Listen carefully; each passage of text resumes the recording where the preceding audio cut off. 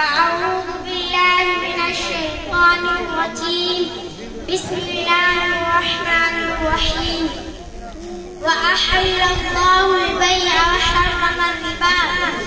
آج کے دور میں زندگی کے ہر محترم سامعین اکرام، آج میری تقریر کا موضوع ہے سود اسلام کی نظر میں۔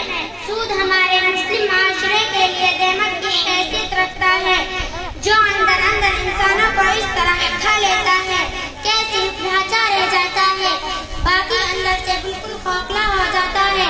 اور اس سود کی نحاست سے ہزاروں خاندان نان شبینہ کے محتاج ہو گئے اور لاکھوں کی جائیداد پوریوں مول فروخت ہو گئی۔ محترم مسلمان بھائیوں، یہ سود کی وبا آج سے نہیں، رحمت عالم